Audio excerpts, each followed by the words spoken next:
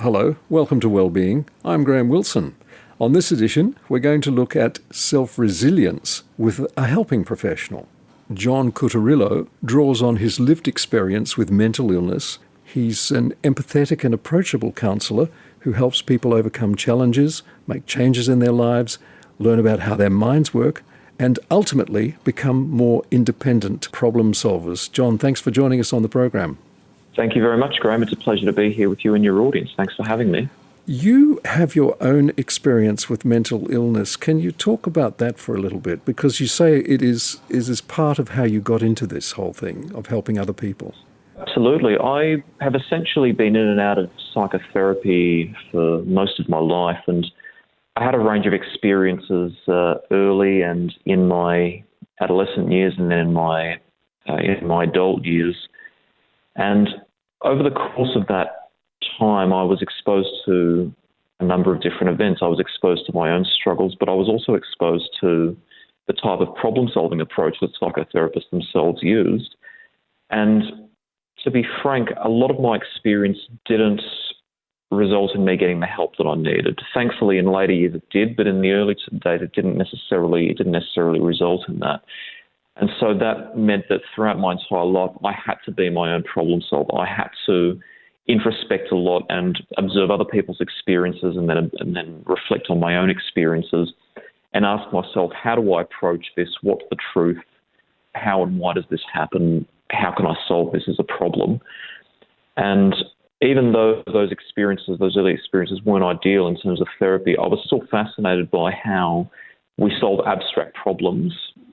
Mental events being abstract problems, we certainly can't observe them in the way that we can observe physical illness or similar, but we certainly know they're real. So I was fascinated by that problem-solving approach. And so when I had to decide when it was time for me to decide what I was to do with my life, I decided I'd like to be a counsellor or a psychotherapist, and I'd like to try to enhance that problem-solving approach as much as possible, not just drawing on textbook knowledge, but drawing on those experiences that I'd had and understanding the essence of the human experience and how people understand it, try to understand other people as best as possible to help them understand themselves better, and ultimately try to get to the root of what it is to have a mental experience and try to get to the root of mental health problems and how we can best solve them.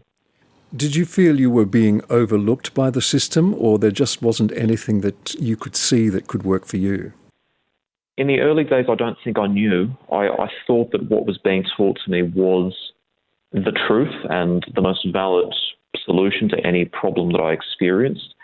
But in hindsight, I'd say that I was overlooked. Even though I did get help, I think that the people who tried to help didn't necessarily understand the phenomenology of what I was experiencing as finely as they needed to. And quite frankly, that's not a problem that's exclusive to me. There are a lot of people who have complained that their practitioners have responded in the same way, that they tend to have a rather shallow outlook and give them rather simplistic advice that doesn't account for the complexities of what it is that they were experiencing. And so I would say that it was just that the help that was available was still drawing on the best textbook knowledge that we had in psychology, but it didn't really capture the phenomenology. It didn't understand what was the subjective essence of what I was experiencing. What could I actually do in my mind to help it? In my early years, I was autistic. I was diagnosed with what was called Asperger's syndrome at the time. Now it's a high-functioning form of autism spectrum disorder. And over time, because a lot of these issues were not treated and because of some of the experiences that I had, it developed into depression and anxiety and also a number of post-traumatic illnesses. And what wasn't taught to me, well, as a child, the type of therapy that would have to have been delivered, even if it was proper, would be very different. But even as I grew older and I was able to understand some of these concepts, what wasn't taught to me was any explanation as to why these events take place. I was never taught, say, the evolutionary basis of anxiety or post-traumatic symptoms. I wasn't taught why the brain tends to shut down in colloquial terms, which actually means having an executive dysfunction in technical terms. I wasn't taught that my brain was having problems processing information and that I could respond to that with understanding about my past and specific techniques like mindfulness and breathing and cognitive techniques like rational self-talk. None of that was really explained to me. But as I grew older and trained in this field, I realised that those were some of the important points that happen in the mind of someone who is having those experiences. And so I learned to integrate those into the therapy that I delivered so that I could help people get to the heart of what it is that they were experiencing. So you reaching out for education was basically what saved you? In a manner of speaking, I think it had a major impact. I believe I started to understand it better as I became educated. There were certain practitioners toward the later years of my life that helped me to understand the experiences better, but it was a combination of education, getting help, but also not taking anything for granted and always trying to understand more deeply what was happening, that in combination helped me to get better. And I would certainly say that that combination, in a manner of speaking, did save me. And now you offer a service online to people who need somebody to talk to who can see into their issues in the way that you had hoped you could find somebody to see into yours. I do. My counselling service is available online for people outside my catchment area, which is in Melbourne, Victoria.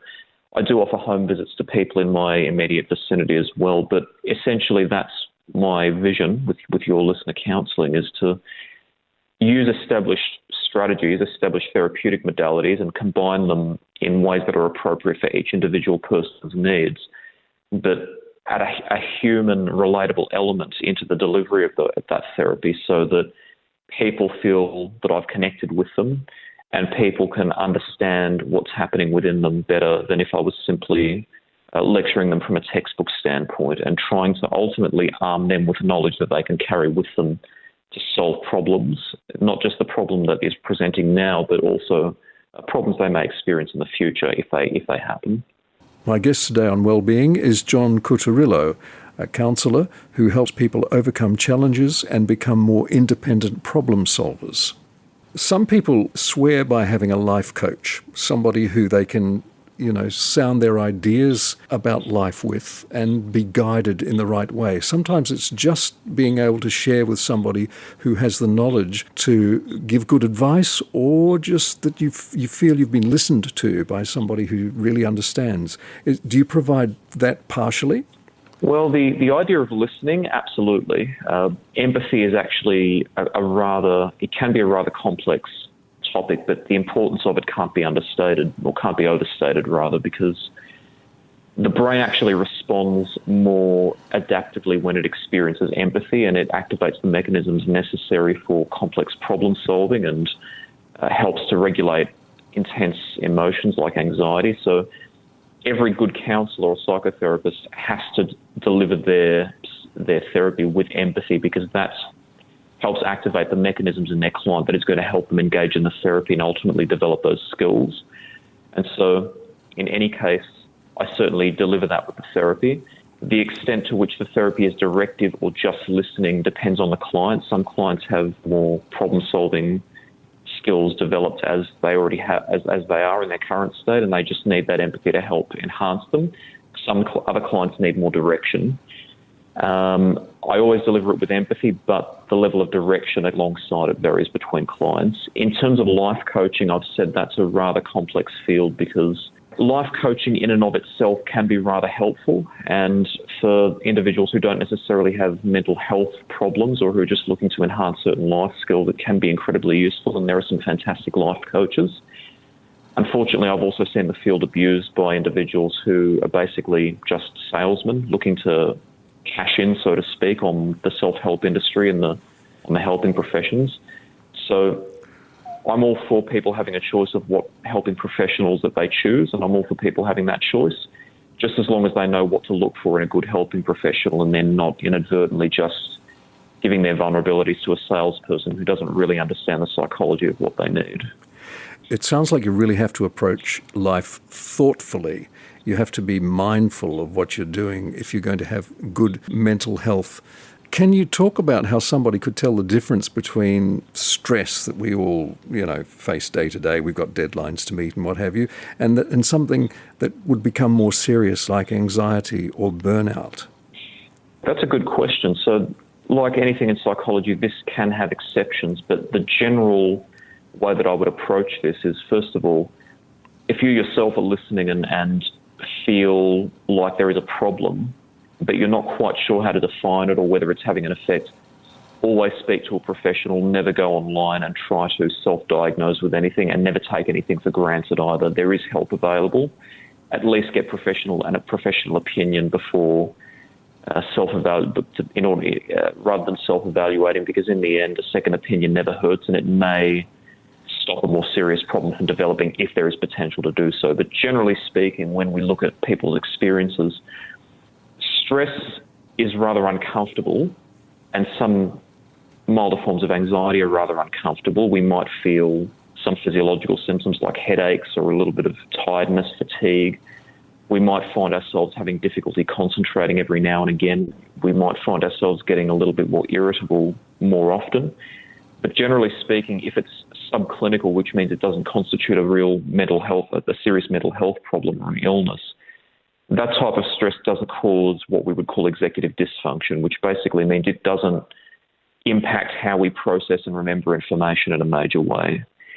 When the stress starts to reach a threshold by which, in situations where having what we call what people might colloquially refer to as serious brain fog or shutting down, where their heart rate's starting to increase quite substantially, they might have trouble breathing, their chest might feel tight, they might find that no matter how hard they try to think, their mind goes blank and they can't think of anything to say.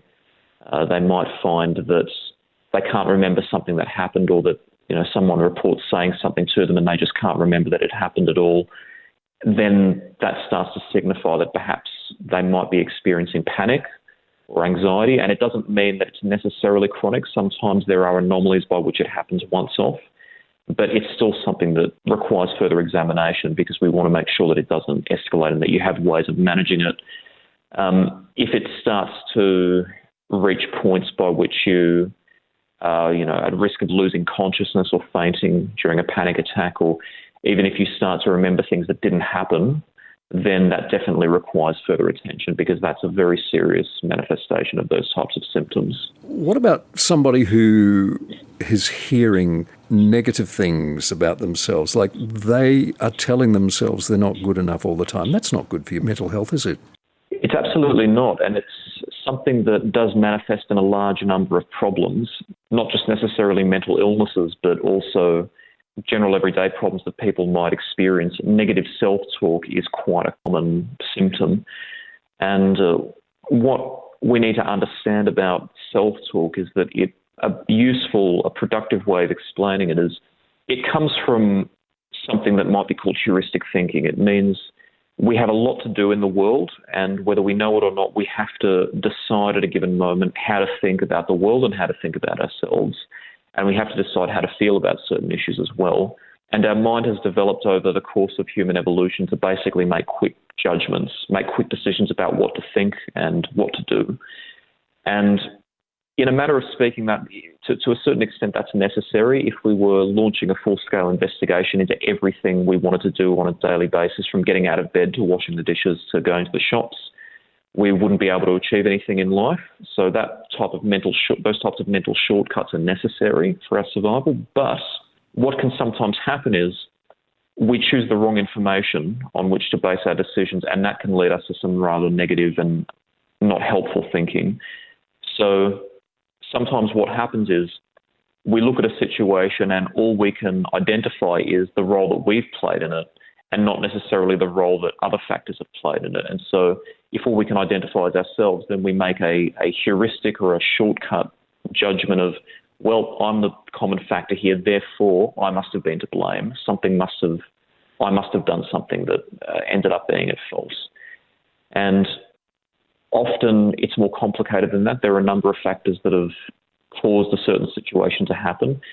And even if something is our responsibility, telling ourselves that we're at fault can sometimes be a way of almost self-pacifying, by telling ourselves, well, I'm at fault, therefore I've taken the blame for it and that's all I have to do. But the more adaptive approach really is to acknowledge, yes, I was responsible for this, but I can now choose a response that is going to try to counteract that, whether it be fixing my mistake, whether it be doing something else to try to make us the best of the situation, or whether I do something else, but ultimately I can now choose what I do to find a solution. And that's a complex process. It sometimes takes years to learn how to self-correct, but it certainly is possible. It just takes time and practice. I guess overthinking something is a colloquial way of saying what you're describing to some extent. And perhaps routines in your life could look after a lot of that for you. You can, if you have a well-established routine that you can fall back on, that should improve your mental well-being, surely. Routines are a very important, a fantastic factor in good mental well-being for a number of reasons. Again, drawing on our evolutionary theory, our minds are constantly trying to organise information into structures, and they're constantly trying to use principles to explain what's happening in the world. And what we often don't realise is that even trying to think about what to do in a single moment, it may start as only taking a second or half a minute, but then over time, if we don't have a lot of our daily needs organised, we can start ruminating more than is necessary, and that can lead us to essentially spend too much time thinking and not enough time doing. And so even something as simple as having a regular to-do list of what needs to be done on every day of the week it saves so much mental energy because it saves time in thinking, it saves time in having to order tasks. What you have to do really is take some time at the beginning to document what your regular needs are and when you can do each of them and how you can do each of them regularly, and then follow that.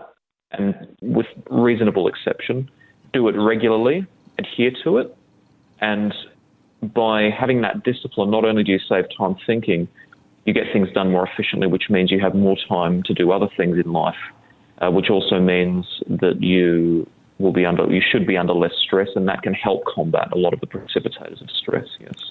Can I ask you a couple of things about relationships and communicating with other people? Sure. What advice do you give people who feel isolated or disconnected? And you can actually feel that if you are in a relationship with somebody. You can feel that amongst a group of friends, for instance, can't you? Absolutely. Relationships are incredibly important, but even amongst your close ones, your relatives, your friends, or your partner, you can feel isolated if you feel that your own needs are not being met, or if you feel at odds with the type of ethos that runs in your relationship, or with your partner's values or your friend's values or similar. So if you feel isolated, the first thing to do is to define exactly what that isolation consists of.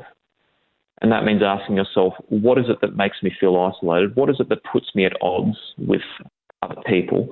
Often when we feel isolated, it escalates into a sort of negative mental phenomenon by which we feel bad, but we can't exactly identify what the bad feeling is. So the first thing to do is to understand, what is it that I feel at odds with? Is there something that my friends or partner have done or said regularly that makes me uncomfortable?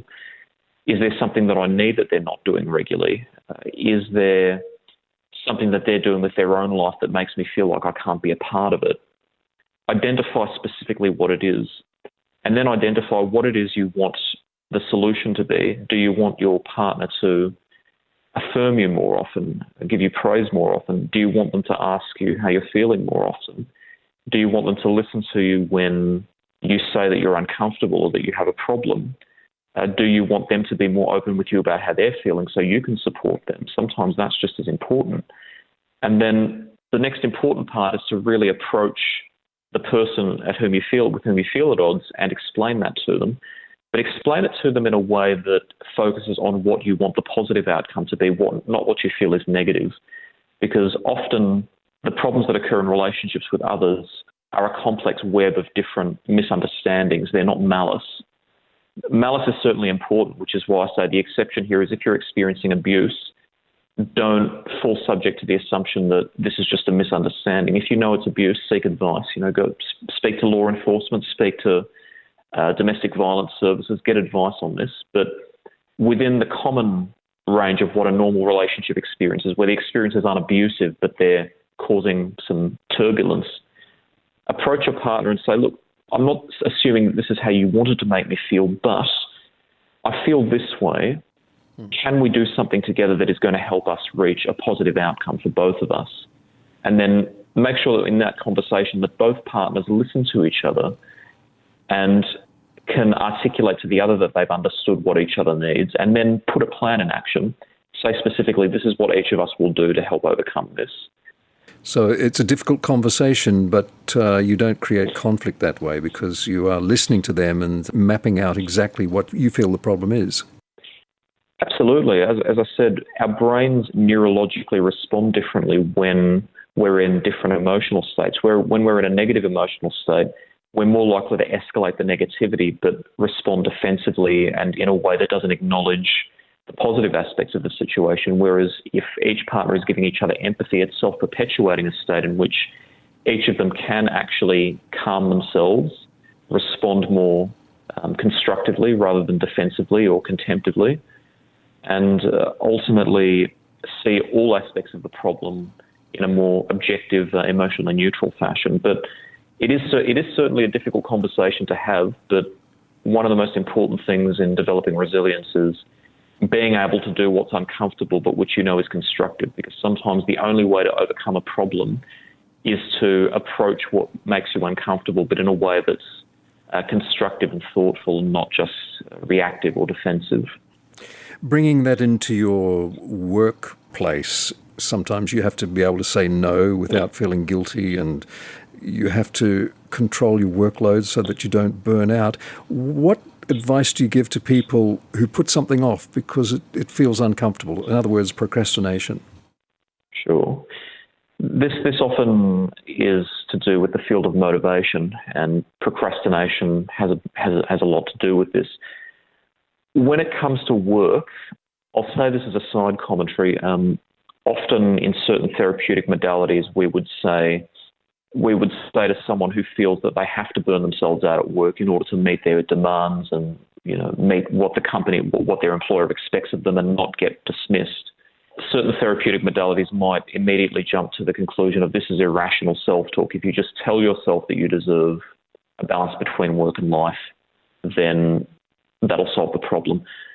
I have to say that that can be a factor, but it's not always the factor. We do have increasing work demands nowadays, and to assume that it's only a rational self-talk that says that work demands are high is not necessarily valid. Sometimes the work demands that are placed on people can't be met without an unreasonable level of effort. So I do acknowledge that we have a problem with our work culture, but in the instances in which it is within your control, the first thing to understand is that there's a myth that motivation is desire or comfort. That is to say, being motivated means wanting to do things that you need to do.